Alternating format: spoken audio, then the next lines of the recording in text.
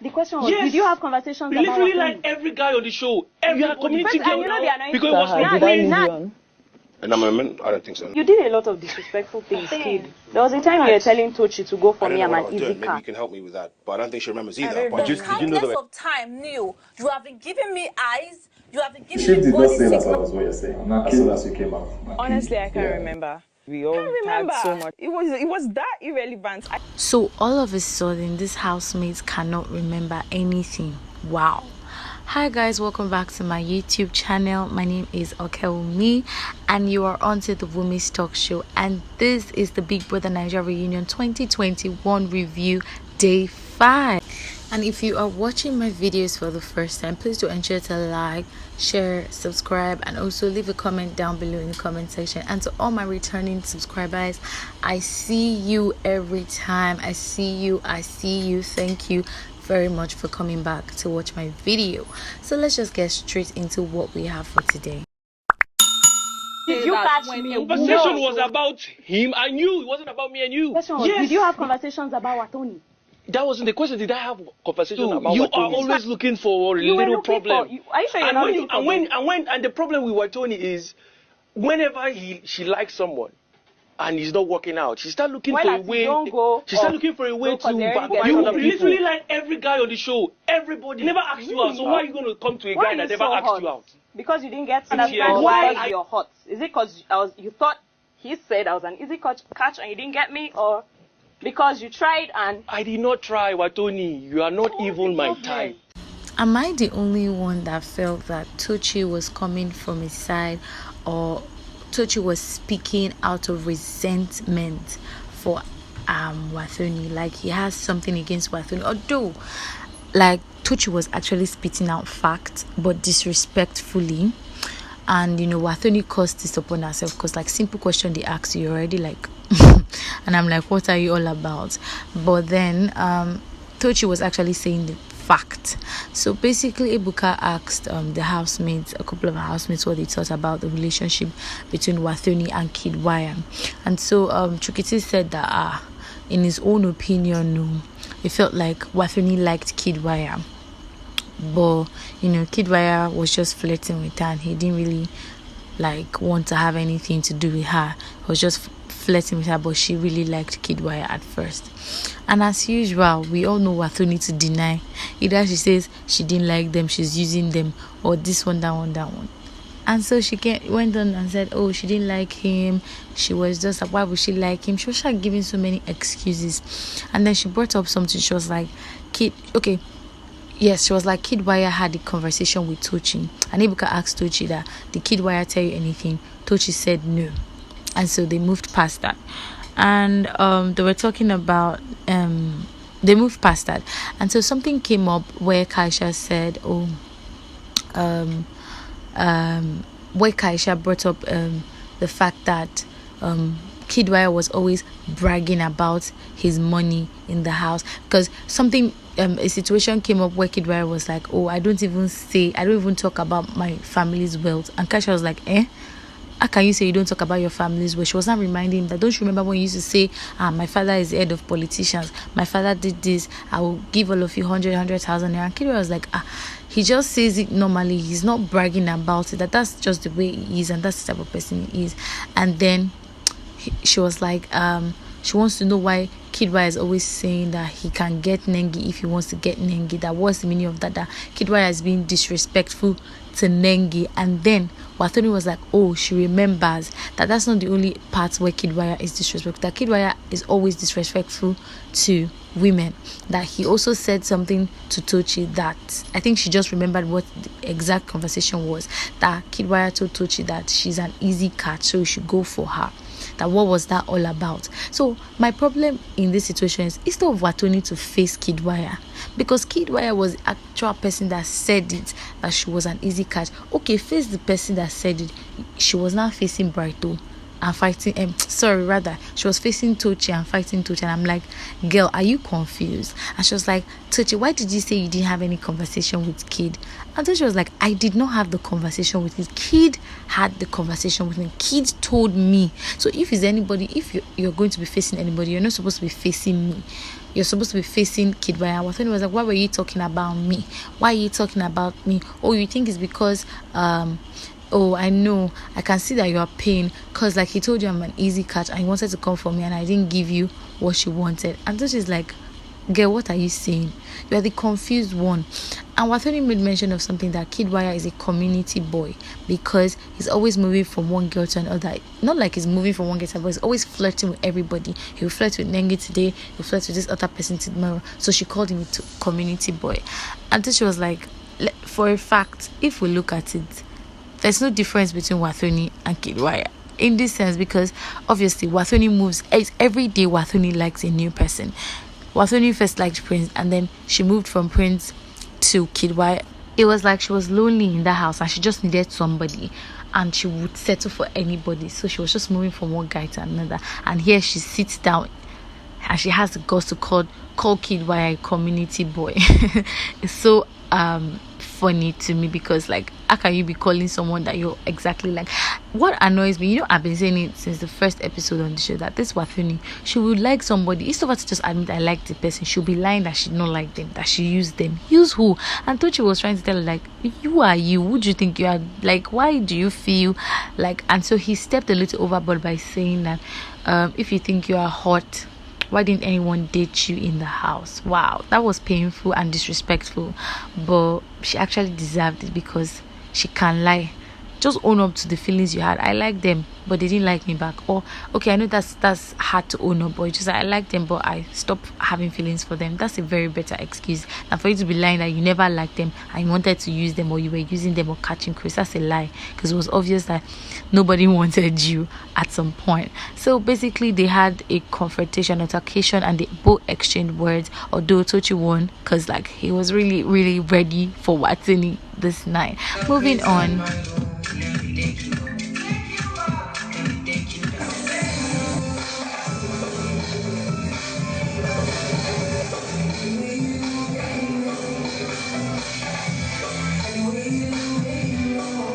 Prior to Erica's disqualification, I watched the Saturday night. I felt Nengi had intention. I feel what was disrespectful was when Kidd would say he can get Nengi. So basically, from the clip you saw, Ebuka played that particular clip where Nengi and Kiddwaya were dancing in the house, and when they went to the toilet, in quotes, and they were doing some things that we don't know or we can't see, and he played it, and the first person he asked for an opinion was Katrina. Was like, okay, when watching this video, what do you have to say?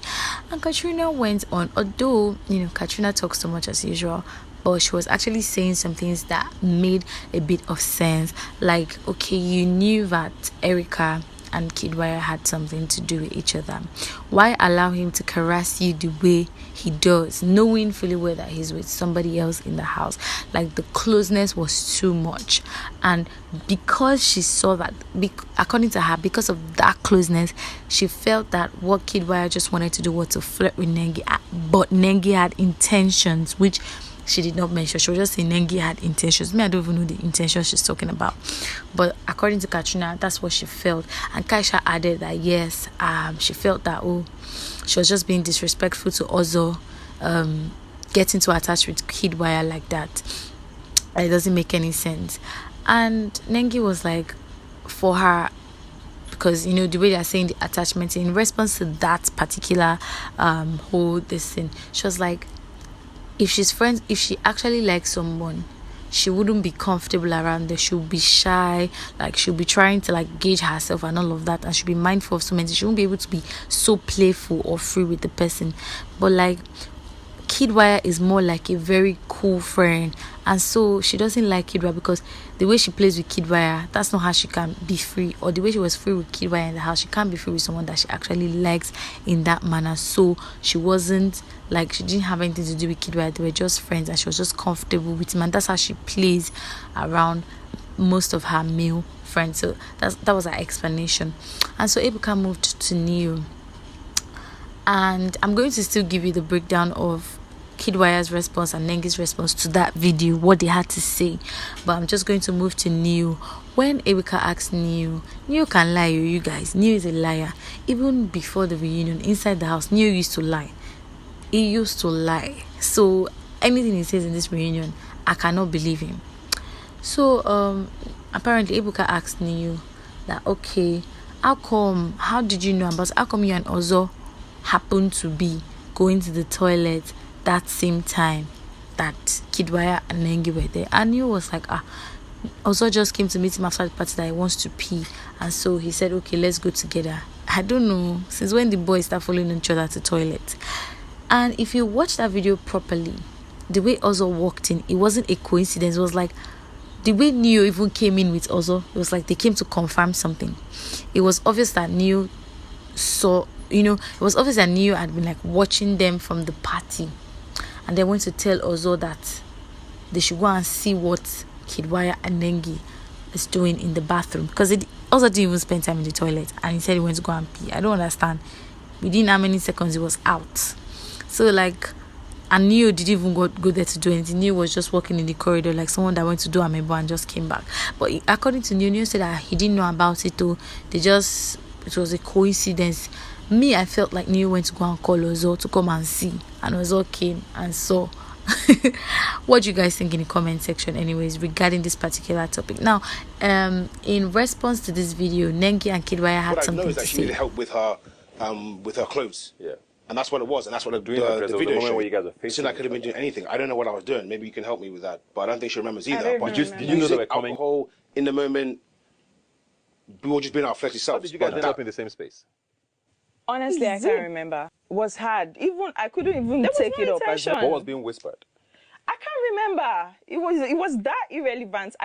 First things first, I want to know if you guys actually believe Nengi and Kiddwaya's story. Let me know in the comment section. Do you agree with them? Do you believe that they had nothing that evening? Are you of the point of view that yes, they're actually saying the truth? Well, according to them, obviously Kidd admitted that they were drunk and they were like flirting, although they were under the influence of alcohol and music and everything, and so like nothing really happened. She wanted to like pull off her jumpsuit. He went to the toilet, tried to zip it down, and then also walked in and probably saw it in a different light, and before news flying around that they were in the toilet and all of that.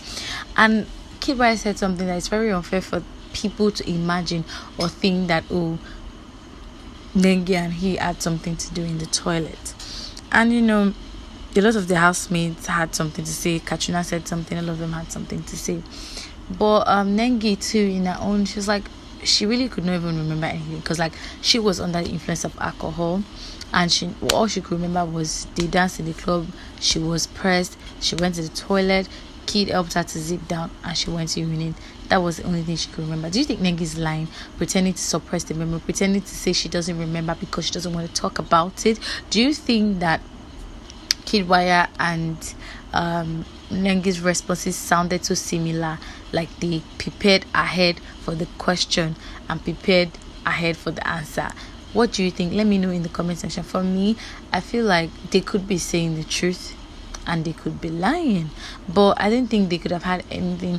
For me, that video, if you want to zip down for somebody, you would tell the person to look back and zip down, but it looked like Kiddwaya was hugging her and then zipped her clothes, her jumpsuit from the back.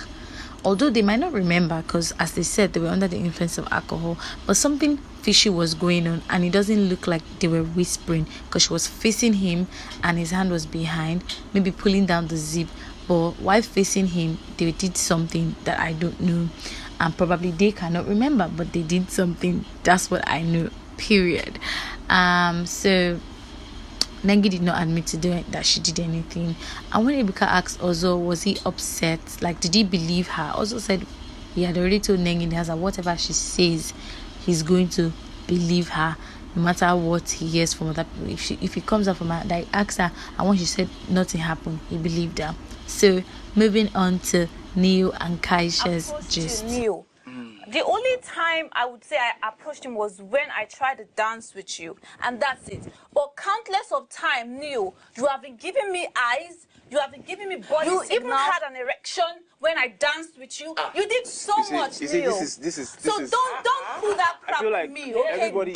Everybody I try to respect you a lot. That you were the first person to approach him. That is why he went to meet you. That he would have gone for me. If Neo can lie while they were in the house, that he was using iPhone 12 Pro Max when iPhone 12 was not out yet,